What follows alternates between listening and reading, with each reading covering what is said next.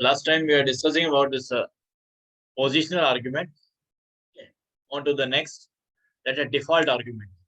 What is a default argument? Just see, when we supply any value in a variable at the time of creation of a function, at that time, if you just not use that value for a particular variable at the time of calling, then it will work. See here, one example.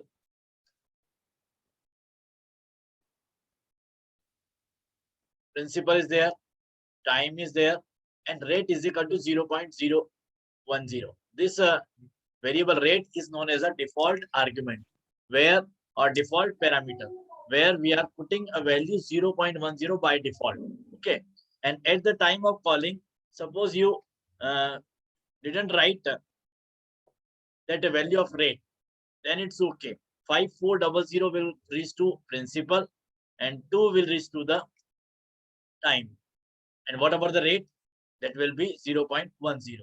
Okay, and if we supply 61003 and 0.15, then 6100 will reach to the principal, 3 will reach to the time, and 0.15. Instead of 0.10, now the value of rate will be 0.15 for this call. Okay, when you call with the 3 values, then the default value will be ignored. And if you ignore a particular value for rate, then the default value will work. Okay, clear? Default का मतलब क्या? जो value आपने दे रखी है वो कब चलेगी? अगर मान लीजिए आपने उसको कॉलिंग में मिसिंग किया है, तो वो कॉलिंग में मिसिंग नहीं किया है, कोई दूसरी वैल्यू डाल दी है, तो फिर वो वैल्यू डिफॉल्ट वाली वर्क नहीं करेगी. इन अ फंक्शन हेडर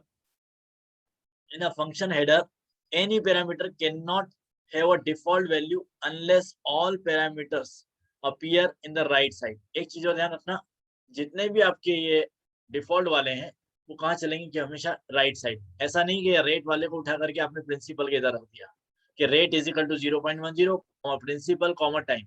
ये जो पोजिशनल आर्ग्यूमेंट है जिनमें कोई वैल्यू नहीं डाली वो हमेशा लेफ्ट साइड में रहेंगे, और ये कौन सी साइड में रहेगा? राइट. सेंटर में भी नहीं आ सकता है, लेफ्ट में भी नहीं आ सकता है. क्लियर? जो भी डिफॉल्ट वैल्यू है हमेशा कहाँ जाएगी? राइट हैंड साइड पे, जो आपका कॉलम लगा हुआ है उसके पहले. ठीक है, तीनों भी आप डिफॉल्ट दे सकते हो. सपोज करो principal is equal to 1000, time is equal to 2 and rate is equal to 0.1, वो चलेगा. तीनों के तीनों आपने क्या दे दिए? डिफॉल्ट. वो कोई बात नहीं. लेकिन मान लीजिए एक अगर आपने कोई मिसिंग रखा है, डिफॉल्ट नहीं रखा है, तो हमेशा लेफ्ट हैंड साइड पे आएगा, बाकी सब कहाँ जाएंगे? राइट में. सेंटर में भी नहीं, कहाँ पे जाएंगे? राइट. ये ब्लॉक्स पढ़ लीजिएगा एक बार, जो नोट्स दे रखे हैं इधर. क्या लिखा है? Non default argument can not follow default argument. Non default argument कभी भी डिफॉल्ट आर्ग्यूमेंट के बाद में नहीं आएंगे. नॉन डिफॉल्ट मतलब कौन से? ये वाले जो प्रिंसिपल और टाइम, जिसके आगे इक्वल टू नहीं लगाया. A parameter having default value in the function header is known as a default parameter. तो इसे हम क्या बोलते हैं? Default parameter.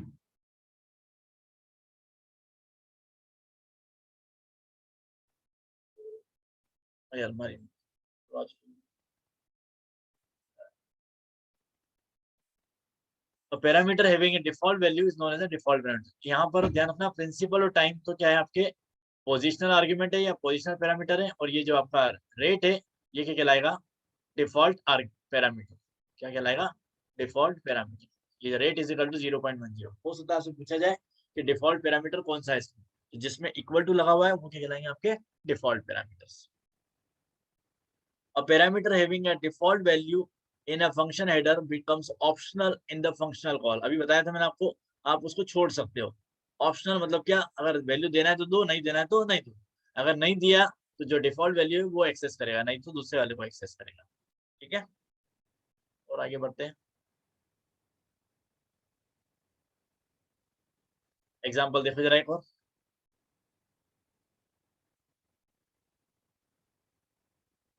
Def interest prince comma time comma rate is equal to 0.10 whether it is legal. क्या लिखा है आगे? लीगल लिखा है. क्यों लिखा है वो तो समझ में आ रहा है. अगले वाले को इलीगल लिखा है. देखो जरा, def interest prince time is equal to 2 और रेट. ये टाइम इज इक्वल टू 2 कहाँ रख दिया उसने? ना लेफ्ट में ना राइट में, कहाँ रख दिया? सेंटर में. ये टाइम इज इक्वल टू 2 कहाँ रखना था? किधर आना चाहिए था? ये राइट हैंड साइड पे. किधर आना चाहिए था? राइट हैंड साइड पे, ब्रैकेट के पहले, इसलिए क्या हो रहा, इलीगल रहा, बीच में नहीं आ सकता। PRIN is equal to 2000, time is equal to 2 और रेट, अब ये रेट है, ये क्या है, पोजिशनल आर्ग्यूमेंट है, इसको राइट में नहीं दे सकते थे, कहाँ आना था, ये लेफ्ट में आना था, ये दोनों इक्वल टू वाले कहाँ आने थे, राइट साइड में, इसलिए ये भी क्या रहेगा, इलीगल।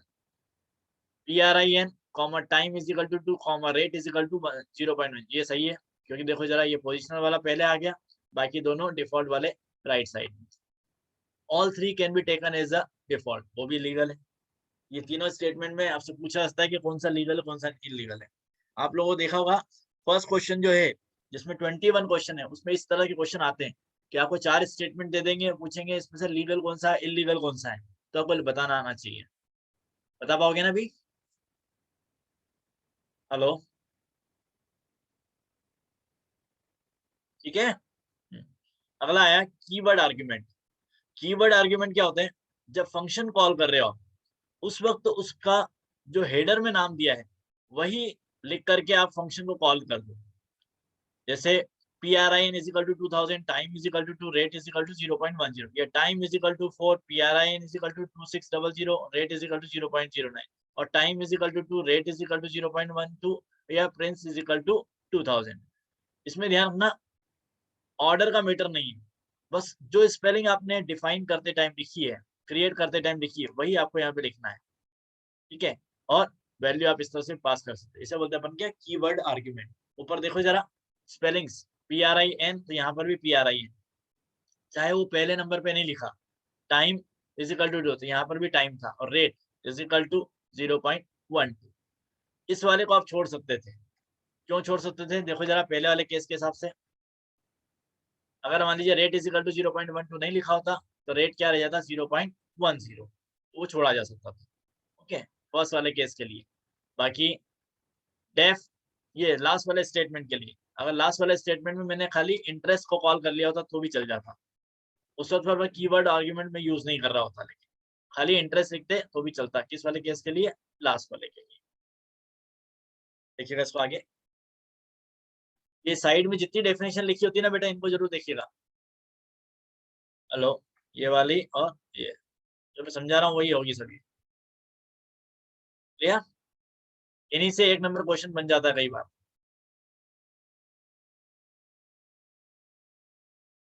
एक एग्जांपल और दिया है,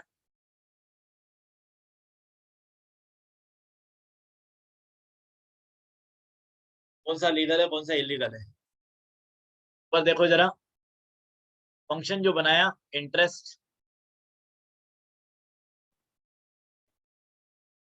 ये इंटरेस्ट नाम का जो फंक्शन है यहाँ पर, इसमें वेरिएबल्स के नाम PRIN, CC, टाइम और रेट, 4 चीज दी थी हम लोगों ने।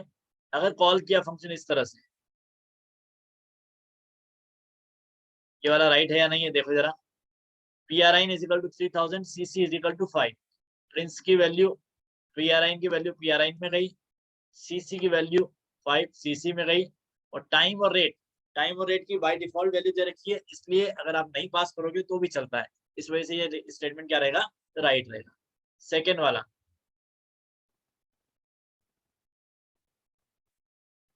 सेकेंड स्टेटमेंट कौन सा, ये रेट की वैल्यू दे दी, प्रिंट की वैल्यू और CC की वैल्यू, ऑर्डर का मैटर नहीं है, ध्यान रखना। आपने कीवर्ड आर्ग्यूमेंट लिखा है, तो कीवर्ड आर्ग्यूमेंट में रेट की वैल्यू पहले ले सकते हो आप, तो रेट की वैल्यू जाएगी यहाँ पर इसके पास में। टाइम नहीं लिखा है तो कोई बात नहीं, जो टाइम डिफॉल्ट है वो रह जाएगा। PRIN की वैल्यू यहाँ पर 5000 हो जाएगी, CC की वैल्यू इस केस में 4 हो जाएगी, ये लीगल रहेगा। फिर अगला केस, अगला केस कौन सा, CC की वैल्यू 4, रेट की वैल्यू और प्रिंस की वैल्यू, लेकिन यहाँ पर टाइम नहीं दिया, टाइम फिर वही बाय डिफॉल्ट वाला, ये भी लीगल है।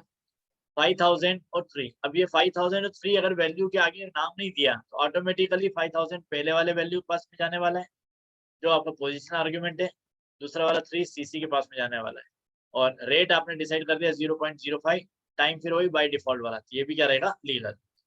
अगले में लिखा है रेट इज इक्वल टू 0.05, 5000, 3। अब इस केस में देखना, ये 5000 और 3 के आगे मैंने नाम नहीं लिखा, कीवर्ड आर्ग्यूमेंट नहीं बनाया इनको, तो ये कभी भी कीवर्ड आर्ग्यूमेंट जो है वो पोजीशन आर्ग्यूमेंट के पहले नहीं आ सकते। अगर या तो यहाँ पे लिख दे PRIN is equal to 5000 comma CC is equal to 3 तो चल जाएगा, लेकिन ये जो रेट है इज इक्वल टू 0.05 ये हमेशा क्या जाएगा, इस साइड में जाएगा, क्योंकि पोजीशन आर्ग्यूमेंट पहले चलेंगे। कंप्यूटर कंफ्यूज हो जाएगा कि 0.05 किस में जाने वाला है, PRI में जाए कि CC में जाए, इस वजह से ये भी क्या रहेगा, इलीगल रहेगा। अगले वाले में देखो 5000, ये 5000 गया किसके पास में, PRI के पास। अब वही वाली बात, अगले नंबर पे क्या लिखा है, PRIN इज इक्वल टू 300, पहले ही 5000 PRIN में जा चुका, अब 300 और भेज रहा हूं। दो वैल्यू किसी भी वेरिएबल को एक साथ नहीं भेज सकते एक ही नाम में। 5000 किसके पास में जा रहा है, PRIN के पास, और PRIN में फिर से 300, तो मल्टीपल वैल्यूज आप नहीं दे सकते, तो ये भी गलत हो जाएगा। अगले में लिखा है 5000, हाँ हेलो,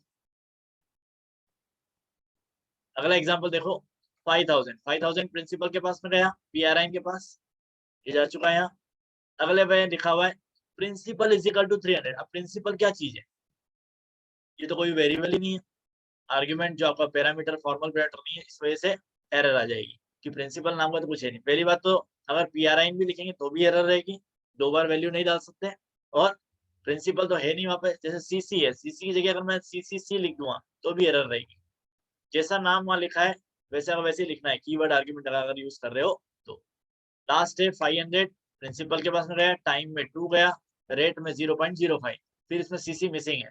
CC चूंकि कंपलसरी है वैल्यू भेजना, क्योंकि ये डिफॉल्ट वैल्यू नहीं थी यहाँ पे, तो CC मिसिंग होने की वजह से भी क्या होगा, एरर आएगी। तो ये टेबल आपको दी हुई है, उस टेबल के अंदर लीगल और इलीगल क्यों है वो भी समझा रखा है ना, क्लियर है। कि इतने सारे रिक्टे नहीं खींचो यार तुम लोग, फोटो खींचते टाइम चंद्र का फोटो भी आ गया। चलो इसके बाद चलते हैं वॉइड और नॉन वाइड। अब एक क्वेश्चन आ सकता है आपको, वॉइड फंक्शन क्या होते हैं, नॉन वाइड फंक्शन क्या होते हैं। Function returning some value non void function होगा, और function not returning any value void function होगा। जिसमें आपने कोई वैल्यू रिटर्न की, रिटर्न स्टेटमेंट का यूज करके, ऐसे फंक्शन क्या कहलाएंगे, नॉन वाइड फंक्शन। और जहां पर रिटर्न का इस्तेमाल नहीं हुआ, रिटर्न स्टेटमेंट का इस्तेमाल नहीं हुआ, वो कहलाएंगे कौन से, वॉइड स्टेटमेंट या वॉइड फंक्शन। एक वॉइड वो भी हो सकता है जहां पर आपने रिटर्न तो यूज किया लेकिन कोई वैल्यू नहीं लिखी आगे, केवल RETURN लिखा, तो भी वॉइड फंक्शन होगा।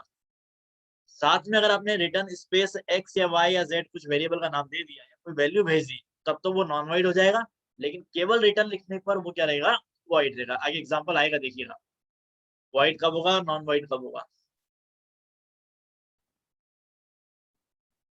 ये देखो, इस केस में देखना, डेफ ग्रीट प्रिंट है, ये मिटाओ बेटा, किसने लिखे हैं, हेलो,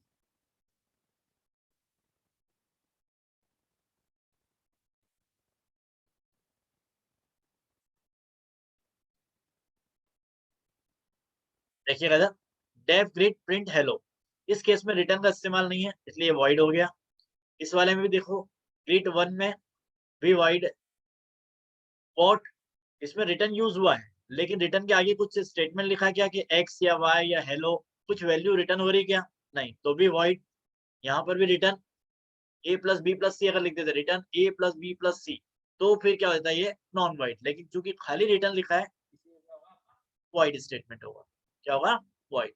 और जब रिटर्न इस्तेमाल हो रहा है तो ये जो वैल्यू जो भेजेगा, वो भेजेगा कौन सी वैल्यू, वो नन वैल्यू, NONE, अगर आपने कुछ नहीं लिखा आगे तो। रिटर्न के आगे कोई वेरिएबल का नाम नहीं है तो वैल्यू क्या जाएगी आपकी, NONE। और अगर NONE की नहीं जा रही है, इसका मतलब कोई दूसरी वैल्यू जा रही है, तो फिर वो नॉन वाइड हो जाएगा। या देखिएगा इस वाले केस में, f squared x, y, z 2, 3, 4 t is equal to t। इस केस में वैल्यू जा रही है आपकी 2, 3, 4, किसके पास में,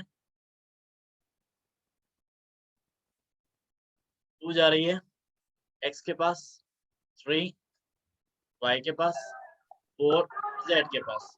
और रिटर्न क्या हो रहा है, x इंटू एक्स, 2 इंटू 2 कितना 4, 3 इंटू 3 कितना 9, 4 इंटू 4 कितना 16। ये लेकिन तीनों वैल्यू जाके स्टोर हो रही किसमें, एक ही वेरिएबल में, क्या, t। या देखना दो अलग अलग एग्जांपल दिए हैं, एक में लिखा है v1, v2, v3, तो v1 में तो 4 आ जाता, v2 में 9 और v3 में 16 इंडिविजुअल वैल्यूज अलग अलग वेरिएबल में। लेकिन केवल एक t लिखा तो फिर ये क्या होगा, टपल में स्टोर हो जाएगी। ध्यान रखना, जब केवल सिंगल वैल्यू में मल्टीपल वैल्यू आ रही है तो वो किस में स्टोर हो रही है, टपल में। हो सकता है क्वेश्चन आ जाए आपसे कि जो t है वो किस टाइप का होगा, t किस टाइप का होगा, टपल। और अगर मान लीजिए इंडिविजुअल वैल्यू भेज रहे हो अलग अलग, या 3 वेरिएबल का नाम लिख दिया, तो फिर वो क्या हो जाएंगे आपके, नॉर्मल वेरिएबल्स। Okay, clear.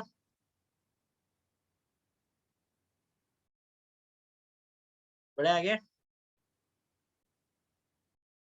इसमें देखो जरा, करेक्ट इनकरेक्ट ये भी आ सकता है question. Info obj1, correct, obj1 is a positional parameter. Spacing get it a default value of 10 and collapse get its default value as a 1. Picture आया,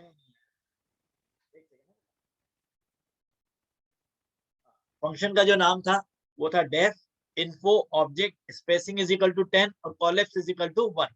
यहाँ पर स्पेसिंग और कॉलेप्स की वैल्यू बाय डिफॉल्ट है, ठीक है। अब आपने ये जो A to H लिखे हैं, इनमें से कौन से लीगल है या कौन से करेक्ट है और कौन से इनकरेक्ट है बताना है। OBJ1 की वैल्यू भेजना कंपलसरी था, क्योंकि वो क्या था, पोजिशनल आर्ग्यूमेंट था, इसलिए वो राइट रहेगा। बाकी दो की वैल्यू अगर नहीं भेजते हो तो की वैल्यू कितनी रहने वाली है उसमें, 10 और कॉलेप्स की वैल्यू कितनी, 1। पेज नंबर 140 पे दिया हुआ है बेटा ये बुक में। अगले में लिखा है info spacing is equal to 20, B वाला इनकरेक्ट क्यों है, कोई बताएगा। स्पेसिंग इज इक्वल टू 20, इस केस में स्पेसिंग की वैल्यू तो 20 हो जाएगी, कॉलेप्स की वैल्यू 1 और ऑब्जेक्ट की वैल्यू क्या रहेगी। जो फंक्शन की जो डेफिनेशन है उसमें ऑब्जेक्ट लिखा हुआ है पहले नंबर पे, उसमें अगर आप वैल्यू नहीं भेजोगे तो एरर आएगी, क्योंकि वो कौन सा आर्ग्यूमेंट है, पोजिशनल आर्ग्यूमेंट। तो पोजिशनल आर्ग्यूमेंट खाली नहीं छोड़ सकते आप। इन्फो obj2, 12, obj2 की जो वैल्यू है वो ऑब्जेक्ट में जाएगी। 12 किस में जाने वाला है बेटा, स्पेसिंग में या कॉलेप्स में, कोई बताएगा। स्पेसिंग, क्योंकि सेकंड नंबर पे स्पेसिंग लिखा है तो स्पेसिंग की वैल्यू 10 ना होकर के इस केस में कितनी हो जाएगी, 12, और कॉलेप्स कितना रहेगा, 1। तो ये भी लीगल रहेगा या करेक्ट रहेगा। फोर्थ वाला देखो, info obj1, object is equal to object 2। obj1 जा रहा है ऑब्जेक्ट के अंदर और फिर से object is equal to obj1 2 लिख रहे हो आप, तो obj1 ऑब्जेक्ट में जा चुका और ऑब्जेक्ट के अंदर फिर से एक बार और ऑब्जेक्ट डाल रहे हो, तो एक ही पैरामीटर में दो वैल्यूज आप नहीं डाल सकते। एक वैल्यू जा चुकी है तो दूसरी वैल्यू उसमें नहीं आएगी, इसलिए वो इनकरेक्ट रहेगा। फिर info obj3 collapse is equal to 0, correct है, वैसे नीचे लिखा हुआ है। obj3 की वैल्यू ऑब्जेक्ट में जा रही है और कॉलेप्स की वैल्यू कॉलेप्स में जा रही है। स्पेसिंग की वैल्यू क्या रहेगी इस केस में, ई वाले केस में, spacing is equal to what, in case of E कितने रहेगी, 10। स्पेसिंग इज इक्वल टू 10 लिखा हुआ है बाय डिफॉल्ट। कॉलेप्स की वैल्यू 1 ना होकर के इस केस में कितनी रहेगी, 0। F is equal to info, केवल इन्फो लिखा, अगर आपने स्पेसिंग नहीं भेजा तो चल जाएगा, कॉलेप्स नहीं भेजा तो चल जाएगा, लेकिन ऑब्जेक्ट की वैल्यू तो भेजना पड़ेगी, इसलिए क्या रहेगा, इनकरेक्ट रहेगा। फिर collapse is equal to 0, obj3, collapse में 0 चला गया और obj3 जाएगा किसमें, obj3 जाना कहाँ था, ऑब्जेक्ट में जाना था, लेकिन ऑब्जेक्ट कौन सा है, पोजिशनल है, तो पोजिशनल आर्ग्यूमेंट कभी भी कीवर्ड के बाद में नहीं आएगा। ठीक है, एक एग्जांपल दिया था पहले वाले एग्जांपल में भी, ठीक है, इसलिए ये क्या रहेगा, इनकरेक्ट। और लास्ट वाला फिर करेक्ट होगा, spacing is equal to 15, object is equal to obj4। यहाँ देखना, ऑब्जेक्ट को भी आपने क्या बना दिया, एक कीवर्ड आर्ग्यूमेंट बना दिया, इस केस में चल गया हो लास्ट वाले में। इस वाले केस में देखो, object is equal to obj4 और स्पेसिंग इज इक्वल टू 15। आप इसको इधर भी ले सकते थे, इसको इधर भी ले सकते थे, वो चल जाएगा, लेकिन इस वाले केस में obj3 जो है आगे ऑब्जेक्ट ना लिखा होने की वजह से कहाँ आना था, हमेशा कहाँ, लेफ्ट साइड में आना। पोजिशनल अगर बना रहे हो तो पोजिशनल को लेफ्ट साइड पर लेना है, अगर वो कीवर्ड ले रहे हो दोनों तो फिर आपका ऑर्डर मैटर नहीं करेगा, कीवर्ड वाले के लिए ऑर्डर मैटर नहीं करेगा, तो राइट रहेगा, एच वाला राइट रहेगा, गलत मत बताना उसको। ठीक है, समझ में आ रहा है बेटा ये लास्ट वाला। इसमें कॉलेप्स की वैल्यू क्या रहने वाली है, इस वाले केस में एच वाले में कॉलेप्स की वैल्यू क्या है 1, ठीक है।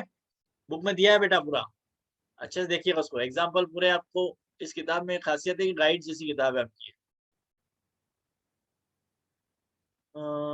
इस वाले को देखो,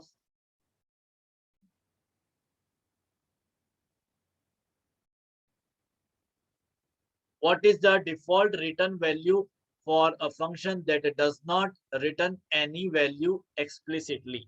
अगर आप कोई वैल्यू के साथ में नहीं भेजते हो तो डिफॉल्ट वैल्यू क्या रहती है? इसका मतलब समझना कि जब आपने कोई फंक्शन के अंदर केवल इतना सा लिख दिया, क्या लिखा, रिटर्न, केवल रिटर्न वर्ड का यूज किया, आगे कोई वेरिएबल का नाम या कोई वैल्यू नहीं भेजी, उस केस में फंक्शन क्या रिटर्न करता है, उसका नाम याद रखिएगा। क्वेश्चन आ सकता है 1 नंबर में, नन, एन ओ एन, इसी तरह से लिखिएगा, N capital O N E, एक रिजर्व वर्ड है नन, जो कि रिटर्न होता है अगर आप कोई वैल्यू नहीं भेज रहे हो। अभी देखना एक एग्जांपल दिखेगा आपको इस केस में, देखो यहाँ पे नेक्स्ट क्वेश्चन दे रखा है आपको, तो बताएगा इसमें स्टेटमेंट का एग्जीक्यूशन कैसे होगा। पहला स्टेटमेंट कौन सा होगा, नंबरिंग डाल रहा हूँ मैं, देखो 1 2 3 4, उसको ये 5 6 7, तो बताएगा एग्जीक्यूशन कैसे होगा। पहला नंबर पे कौन सा, क्वेश्चन को चेंज किया मैंने अभी, फ्लो ऑफ एग्जीक्यूशन बताओ बेटा इसका, बोलो कोई,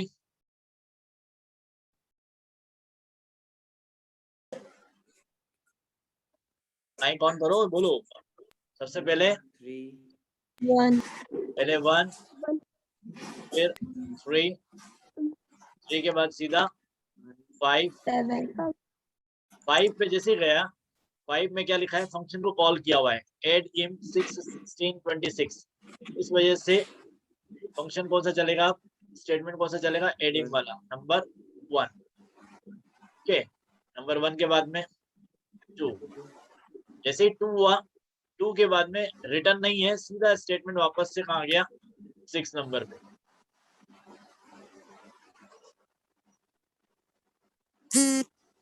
क्योंकि रिटर्न का स्टेटमेंट यूज नहीं हुआ है। जब स्टेटमेंट यूज नहीं हुआ तो जो एक ही वैल्यू होगी वो क्या होगी, सोचो, एडिंग 6 16 26, वैल्यू तो डिस्प्ले हो जाएगी 48, इस वजह से, प्रिंट की वजह से, लेकिन क्योंकि रिटर्न नहीं हो रहा है तो ए की वैल्यू क्या रहने वाली है, अभी समझाया था मैंने आपको, अगर कुछ रिटर्न नहीं करोगे तो ए क्या होल्ड करने वाला है,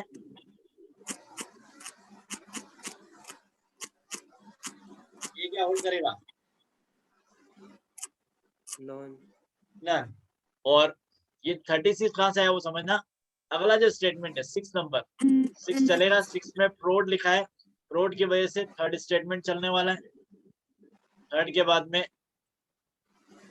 फोर्थ, के बाद में क्या 6 चलेगा या नहीं चलेगा, यहाँ देखो जरा, फोर्थ स्टेटमेंट में रिटर्न लिखा हुआ है, x into Y into Z, X की वैल्यू 2 है, 3 और 6, 2 3 जा 6, 6 6 जा 36, ये 36 उठ करके b में स्टोर होगी, तो ये 6 नंबर स्टेटमेंट वापस से एग्जीक्यूट हो जाएगा आपका।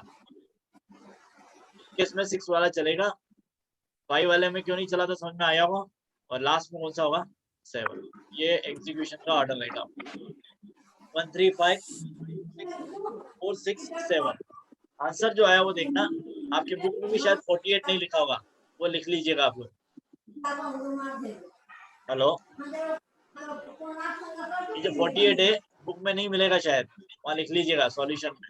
48 क्यों आया, ये प्रिंट की वजह से, print x plus Y plus Z, तो x की वैल्यू 6 है, 6 प्लस 16 प्लस 26 टोटल 48 बन गया, वो प्रिंट हो गया।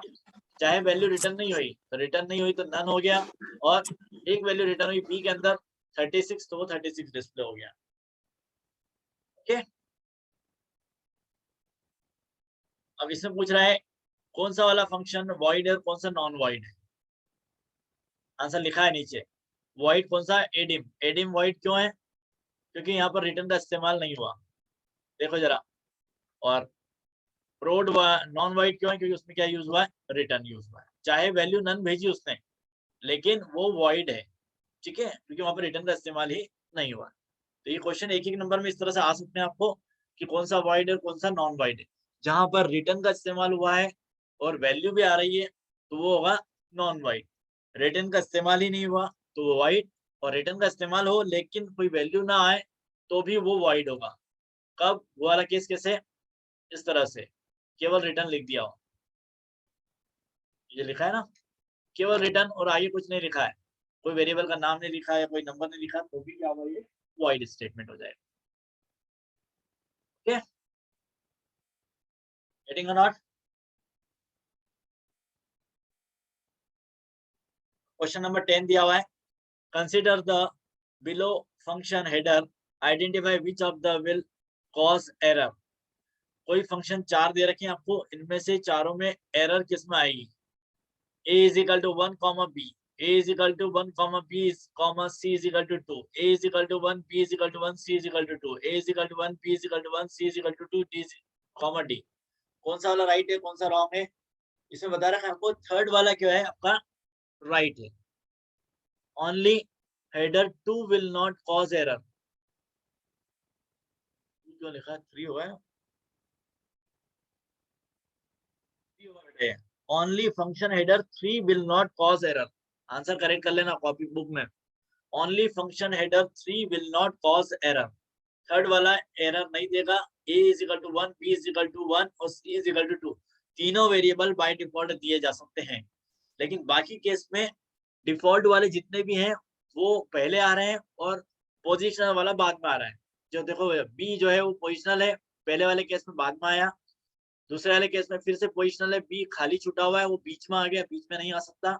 और चौथे वाले केस में d जो है वो खाली है पोजिशनल, वो भी क्या है लास्ट में आ रहा है, वो कहाँ आना चाहिए? शुरू में। अगर लिखा होता d comma a is equal to 1 comma b is equal to 1 comma c is equal to 2 तो राइट होता, लेकिन चूंकि d को लास्ट में लिखा या ये b को लास्ट में लिखा या b को बीच में लिखा तो वो तीनों क्या होंगे? एरर रहेंगे।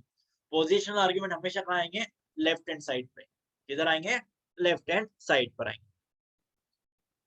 कोई दिक्कत इसमें? समझाते वक्त यूज किया था, बुक में चेंज करना बेटा इसको। ऊपर तो दिया है 1, 2 एंड 4 कॉज एरर, और फिर नीचे फिर लिखा है only function header second will not cause error, second की जगह थर्ड करना उसको, ठीक है? मैंने भी चेंज नहीं किया था।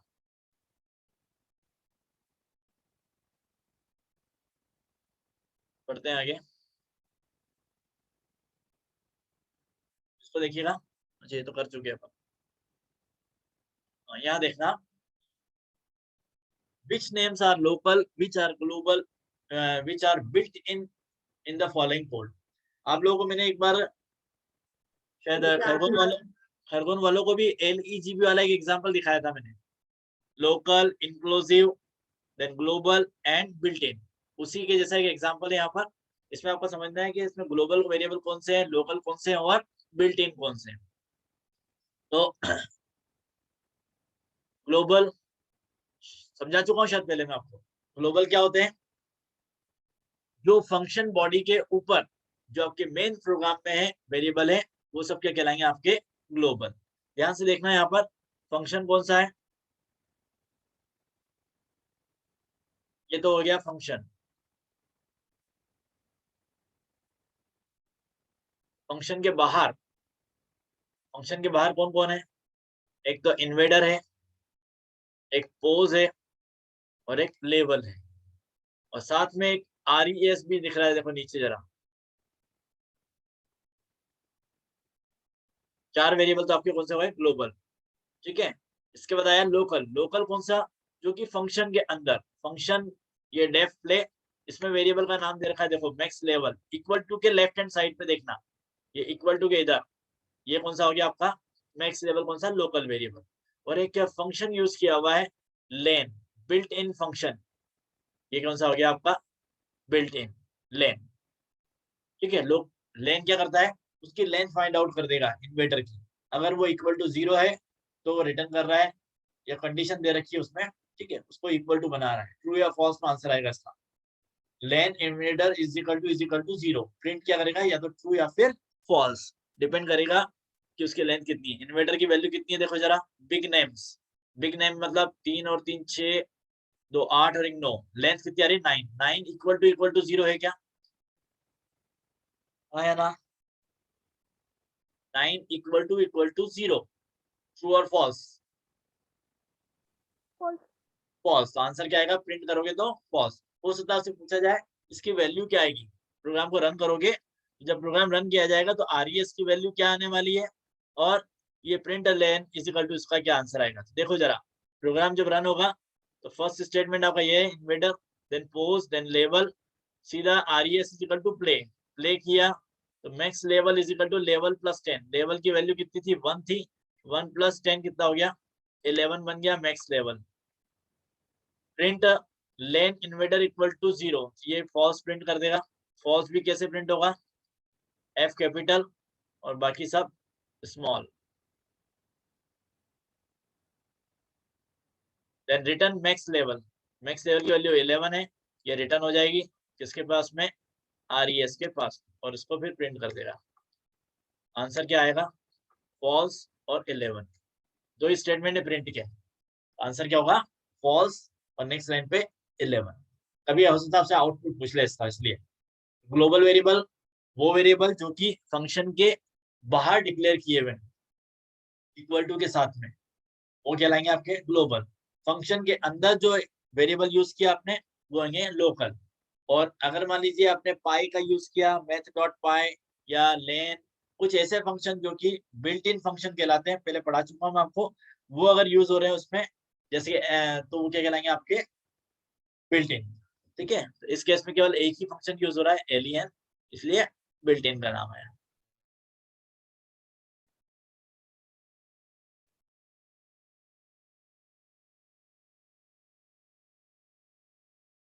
हेलो,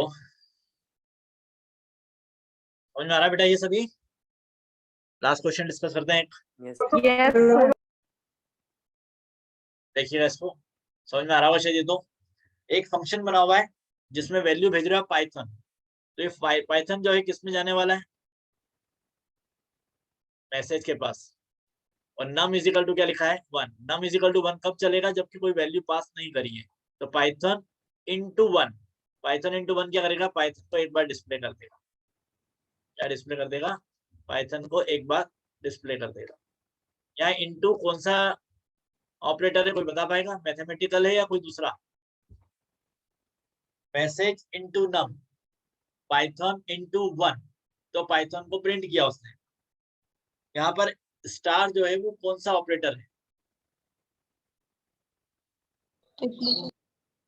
कौन सा ऑपरेटर है, रिप्लीकेशन ऑपरेटर। क्या बोलेंगे इसको यहाँ पर, रिप्लीकेशन ऑपरेटर। यहाँ पर ये कैलकुलेशन नहीं कर रहा है कुछ, ये केवल स्ट्रिंग को बार बार रिपीट कर रहा है, जिसे बोलते हैं अपन क्या, रिप्लीकेशन ऑपरेटर। हो सकता है पूछा जाए आपसे कि स्टार क्या है यहाँ पर।